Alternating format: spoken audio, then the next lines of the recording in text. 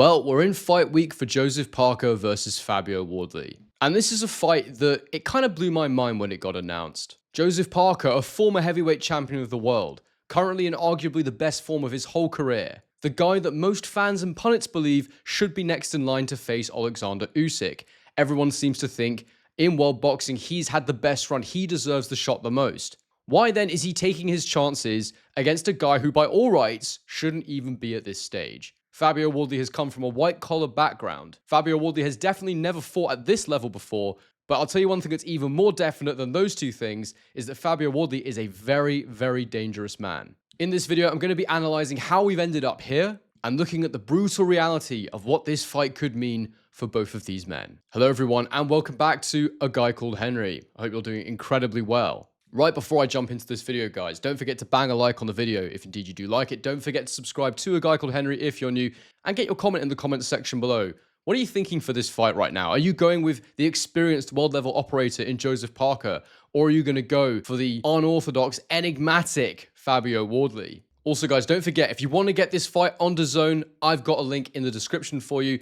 I think this is going to be an unbelievable fight. I'm genuinely really excited. It's a high-stakes, high-jeopardy fight. Both guys are incredibly respectful, but that is all going to go out of the window when they're in the ring because both of them are warriors. Both of them are huge punchers. I can't wait to jump into this story, so let's go. To begin, I want to take a look at Joseph Parker, the career he's had, how he's ended up where he is. Because this is a guy where it's not been straightforward by any means, and yet here he is, arguably and widely considered to be a top 3 heavyweight in the world right now. The first time I remember watching and hearing about Joseph Parker was when he fought Andy Ruiz Jr. This was when he won his first world title, and it was all the way back in 2016. And this Andy Ruiz Jr., just to be clear, for those of you that don't remember, this was a legit Andy Ruiz Jr. This was a guy who was in better shape, still not in shape, but in better shape, but was legitimate contender, a dangerous fighter, and Joseph Parker edged him in this fight to win the world title. The next time I heard about him was in an absolute horror fest of a fight against Hughie Fury because, Hughie Fury was someone we were all kind of aware of. He was Tyson Fury's cousin and someone who seemed to be very talented. We'd heard about his amateur escapades. He seemed like a genuine talent.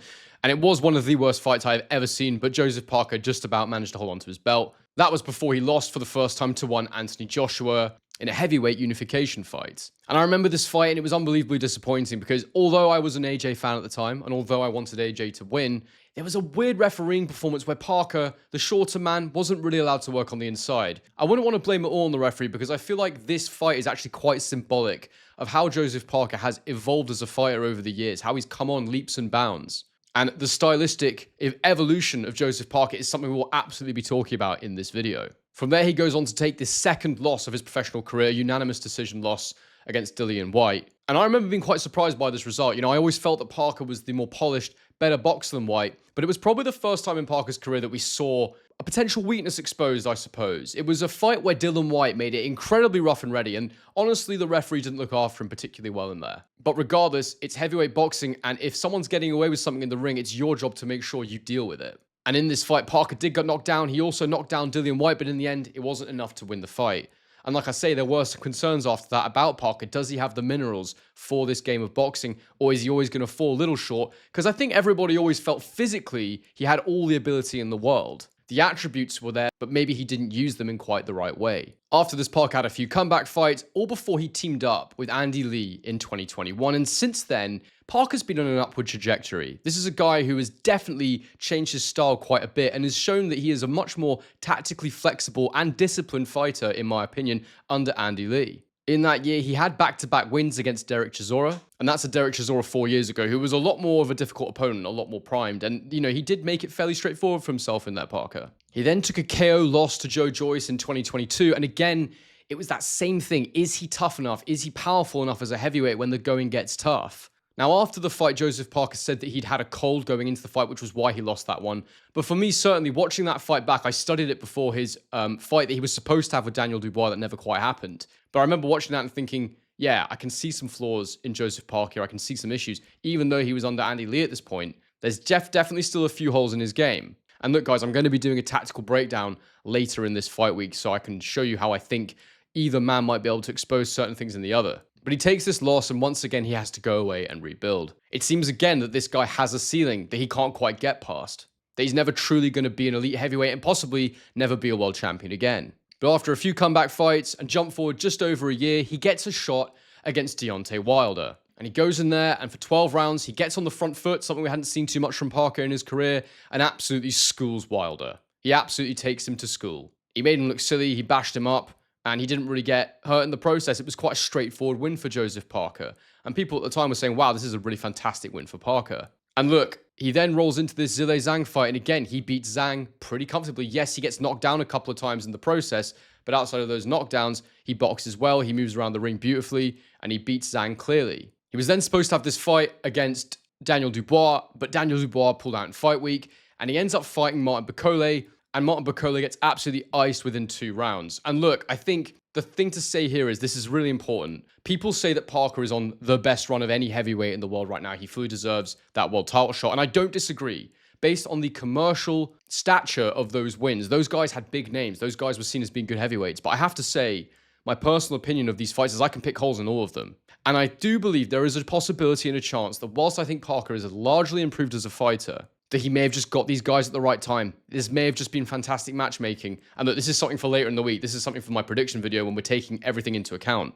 But we now know that Deontay Wilder is absolutely shot to bits. As a fighter, he seems to be finished. Zhilei Zhang, while he's a very, very dangerous fighter, has never had the biggest punch output, and so that was always a winnable fight for Joseph Parker. And more recently, the Martin Bakole win. Bakole was a last-minute stand-in opponent who Parker dealt with absolute ease. And, Bakole came in there, he was over 300 pounds, he looked like an absolute beached whale. It was kind of ridiculous. Yes, he took care of what was in front of him, but also I think there's caveats to all of those wins, in my opinion. And I know that's brutal and harsh, but it's true. Since then, there's been this big campaign for him to fight Alexander Usyk, who recently beat Daniel Dubois for a second time to regain his undisputed heavyweight championship of the world. And look, I agree, Parker is fully deserving of that shot. But at the same time, I think he might be a little more vulnerable still than people think. I think that he is a heavyweight who can be beaten. We've seen it in the past. And that makes his decision to fight Fabio Wardley all the more impressive. And all the more dangerous in equal measure. And look, Fabio Wardley is a contender who has defied all the odds. He had the most unorthodox schooling in boxing. He came from white collar. And look, most of us who are into professional boxing and indeed amateur boxing, we turn our noses up at white collar, to be frank. It's a scene, it's not well managed. You hear all these horror stories of guys who are like 10, 20 pounds apart in weight getting in, wearing different sized gloves. It just sounds like absolute chaos a lot of the time. It's a scene that I've no interest in it. At the same time, there's obviously some decent fighters in there, because you can't be a guy in Fabio Wardley who fought white collar as recently as 2016. 9 years ago, he was in a white collar boxing ring and then be fighting on the world stage. He's genuinely a top 10 heavyweight in the world right now. It's absolutely mind-blowing when you think about it like that. Quite incredible. And off the bat, I have to say about Fabio Wardley that I think the two attributes that have got him where he is are world-class toughness and world-class punching power. He's had 20 fights so far, with 19 of those being wins, 1 draw, and 18 of those wins coming by way of knockout. The only fight he didn't win by knockout was a debut points win, which was only a 4-rounder. And so I think it's safe to assume, had he been in there a bit longer with him, that he might well have got the guy out of there. But look, the stark difference here is that when you go through Fabio Wardley's record, the depth of the quality of opponent, it simply isn't there the way that Joseph Parker's is, although in recent times, he has been stepped up through the levels. On the British scene, he's defeated Nathan Gorman and David Adeleye. Both of those wins, of course, came by way of knockout. He managed to win himself a Commonwealth and British title in the process. And I suppose it's actually really, in my mind, his last 3 fights that are the ones that are most worth talking about in terms of assessing his credentials and where he is at as a fighter in his career. The first one is his first fight with Frazer Clarke, and Frazer Clarke was a top-level amateur, an Olympic medalist, a really fantastic boxer with a good amateur schooling. And to be able to make up the gap between himself and Frazer Clarke, there's got to be a lot of ability and talent there. And in reality, there is quite a large difference between professional boxing and amateur boxing, and I think Fabio Wardley shows that difference. There are things in the mix in professional boxing that simply aren't as big of factors in amateur boxing. The toughness that you need to have, the punching power that makes all the difference. And indeed, the way that you go about the fights, the chess match, the little tactical setups that you use that can play out over a longer period of time that just simply isn't there in an amateur fight that is obviously much faster paced and much shorter. It's much more of a stamina game. So he gets the draw in what is an absolute war with Frazer Clarke. He shows every bit of his toughness to make up for his inexperience, the years that he doesn't have on Frazer Clarke. He makes up for with that brutal punching power. And I think the most impressive thing about this fight with Frazer Clarke is how he did the next one. Because everyone was going into it thinking, God, here we go again. This is going to be another brutal war. Fabio Wardley could well have avoided it. He got the draw. He maintained the British title. He could have moved onwards, but he said, no, I'm going to take this guy on again because he deserves it. And what did he do? He absolutely iced him in one round. I mean, to have that much of a turnaround, you could say it was lucky. You could say, Fraser Clark got a bit unlucky in there, and it actually shows the nature of heavyweight boxing. If you fight the same guy 10 times, at some point, he probably will knock you out in the first round when he punches as hard as Fabio Wardley does, because that is what the heavyweights are all about. Anything can happen. At the same time, it's undeniably impressive by Fabio Wardley going into that rematch, using techniques that he drilled in camp, the guard pull down that he used to create the initial chance in that sequence, and the way he just absolutely went for Clark and finished him. There's not many boxers with that level of natural finishing ability. I think the last heavyweight I can think of, who I just think of being a great finisher. I think Anthony Joshua has been a great finisher over the years, but David Haye as well. These guys that were just absolutely world-class finishers. I think Fabio Wardley is a world-class finisher. We then went into the Justice Hooney fight, his most recent fight, and this was the guy he fought who really showed how much he is off the level in terms of boxing ability. And as I say, guys, I am going to do a tactical breakdown on this fight. I'm going to show you where I think it can be won and lost for either man. That'll be coming out in the next day or two. And you could argue this was just a bad performance for Fabio Wardley, but to me, he showed a lot of limitations in this fight. I think his on-the-line style is so risky for both men because it means he's going to get hit. It does require every ounce of that toughness that he has. But also, he's going to hit you. More than likely, he's going to hit you with something significant. But look, before that fight, I'd been told by insiders in the scene here in Australia that Justice Hooney didn't really have a chin, so I felt confident at some point, despite being that much of a worse boxer than Hooney, Wardley would win the fight by knockout. And that's exactly what happened. He got absolutely dominated, lost every round, pretty much, was getting absolutely pieced up. Unfortunately, Hooney is not the biggest puncher, and Wardley is, and that was what decided the fight. And so now we end up here where Fabio Wardley is taking this massive step up against Joseph Parker. He's by far